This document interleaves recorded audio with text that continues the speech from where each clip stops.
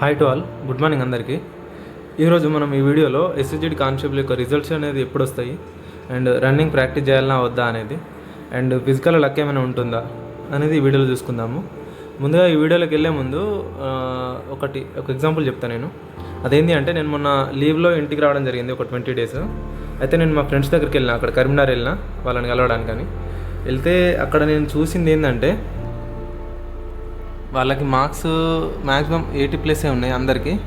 80-70లో ఉన్నారు అందరికీ. మళ్ళీ నార్మలేషన్ కూడా ఉంది కదా, మనకు రిజల్ట్స్ రాంది మనం చెప్పలేం కదా ఇంకా ఎన్ని యాడ్ అయితే ఎన్ని యాడ్ కావనేది. సో వాళ్ళు 70+ ఉన్నారు కాబట్టి మ్యాక్సిమం క్వాలిఫై అయ్యే ఛాన్సెస్ ఉన్నాయి. సో వాళ్ళు ఎట్లున్నారంటే, అంటే అందరి గురించి చెప్తారండి, కొంతమంది గురించి చెప్తున్నా. 80+ వచ్చినాక కూడా వాళ్ళు ఇప్పుడు రిజల్ట్స్ ఎట్లా రాలేదు కదా అని గ్రౌండ్కి వెళ్ళట్లేదు. రిజల్ట్స్ ఎందుకు మరి వెళ్ళట్లేదురా అంటే, రిజల్ట్స్ వచ్చిన తర్వాత వెళ్తాం కదా బ్రదర్, అప్పటి నుంచి అవసరం లేదు కదా అన్నట్టు మాట్లాడుతున్నారు. అంటే నేనేమన్నా అంటే, రిజల్ట్స్ వచ్చిన తర్వాత ప్రాక్టీస్ చేసే వాళ్ళు చాలామంది ఉంటారు, నెంబర్ ఆఫ్ ఉంటారు. కానీ రిజల్ట్స్ రాకముందు అంటే రిజల్ట్స్తో అవసరం లేదు, నాకు అసలు కాంపిటీషన్తోనే అవసరం లేదు, నేను ఎప్పుడు ప్రాక్టీస్ చేస్తూనే ఉంటాను, నేను ఇట్లనే ఉంటా అని చాలామంది ఉంటారు. చాలా తక్కువ మంది ఉంటారు వాళ్ళు. సో వాళ్ళే కొట్టుకొని పోతారు జాబ్స్ అన్నీ. నేను ఇది ఎందుకు చెప్తున్నా అంటే, మీకు ఇది ఇప్పుడే కాదు, నేను లాస్ట్ వీడియోలో కూడా కొన్ని వీడియోస్లో చెప్పిన ఈ మాట. ఏంటి అంటే, మనము ఏ కాంపిటీషన్ గురించి భయపడకుండా, అంటే ఆలోచించకుండా, ఎవరైతే మొత్తం అంటే కాంపిటీషన్ అంటే ఒక నోటిఫికేషన్ అయ్యే లోపు ఎక్కడ కూడా అంటే పేషెన్స్ అనేది కోల్పోకుండా ఎప్పుడు అంటే కంటిన్యూస్గా ప్రాక్టీస్ చేస్తారో వాళ్ళే ఖచ్చితంగా జాబ్స్ అనేది కొడతారు 100%. ఇది మీరు ఎవరినైనా సక్సెస్ అయిన వాళ్ళని, అంటే జాబ్ వచ్చిన వాళ్ళని కానీ, ఎవరైనా కష్టపడి ఏదైనా జాబ్ తెచ్చుకున్న వాళ్ళని కానీ అడగండి ఒకసారి వెళ్ళి. వాళ్ళు చెప్పే ఆన్సర్ ఇదే ఖచ్చితంగా. నేను ఎక్కడ ఆగిపోలేదు, నేను కంటిన్యూ చేసిన నా స్టడీస్ని, నాకు జాబ్ అనేది వచ్చిందని అని చెప్తారు. రిజల్ట్ గురించి ఆలోచించి డిమోటివేట్ అయ్యి రన్నింగ్ ఎవరైతే ప్రాక్టీస్ చేస్తలేరో వాళ్ళకు ఒకటి నా చిన్న మాట. అదేంటంటే, ఈ డిమోటివేట్ అనేది నేను కూడా అయినా, అంటే నేను కాలేదని చెప్తలేను, నేను కూడా మా నోటిఫికేషన్ అప్పుడు కొన్ని సిచ్యువేషన్లలో నేను కూడా డిమోటివేట్ అయ్యి ఆగిపోవడం జరిగింది. సో అట్లా ఆగిపోవద్దు. అట్లా ఆగిపోయిన ప్రతిసారి మనం ఒకటి ఆలోచించుకోవాలి. అదేంటి అని అంటే, మన ఫ్యామిలీ బ్యాక్గ్రౌండ్ ఏంటి, జాబ్ రాకపోతే మన పరిస్థితి ఏంటి, అండ్ జాబ్ వస్తే మన నెక్స్ట్ జనరేషన్ ఎట్లుంటుంది, దాని తర్వాత చేంజెస్ ఏంటి, ఇవన్నీ ఆలోచించుకోవాలి.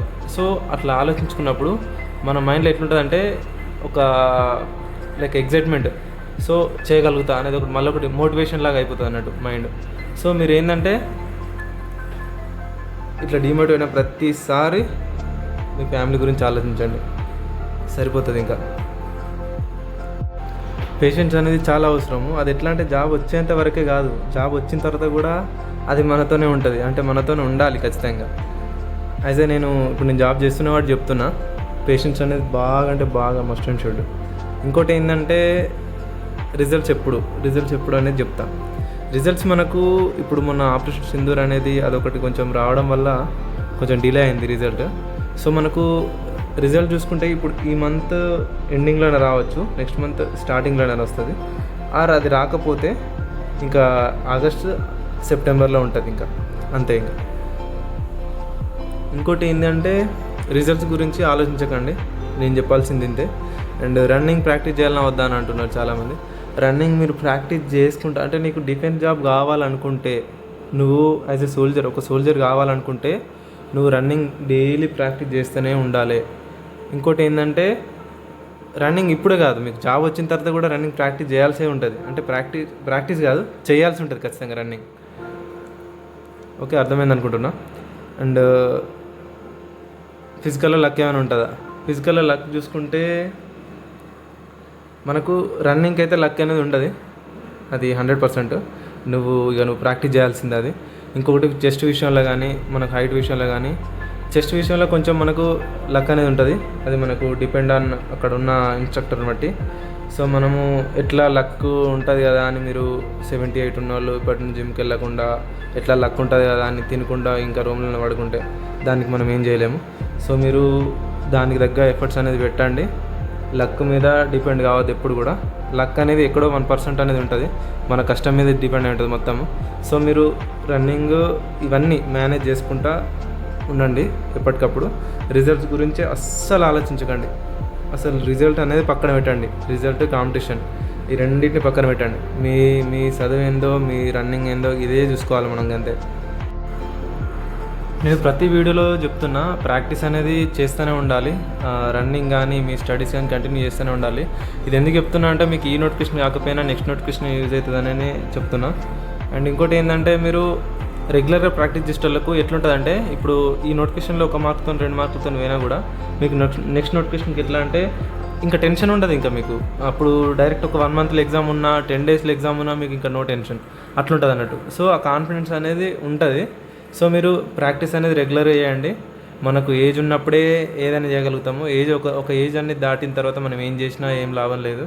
సో అప్పుడు బాధపడ్డా ఏం లాభం ఉండదు. సో మీరు ఏజ్ ఉన్నప్పుడే కొంచెం కష్టపడండి. ఇంకా ఇట్లనే అంటే ఇప్పుడు ఏ విధంగానైతే ప్రాక్టీస్ చేస్తున్నారో ఇంకా అట్లనే ప్రాక్టీస్ చేస్తూ ఉండండి. ఎక్కడ కూడా ఆగకండి అంతే ఇంకా. అండ్ వీడియో ఎండ్ వరకు చూసినందుకు థ్యాంక్ యూ ఫర్ వాచింగ్. జై హింద్. అండ్ నచ్చితే ఒక లైక్ చేసుకోండి, షేర్ చేయండి, సబ్స్క్రైబ్ చేసుకోండి.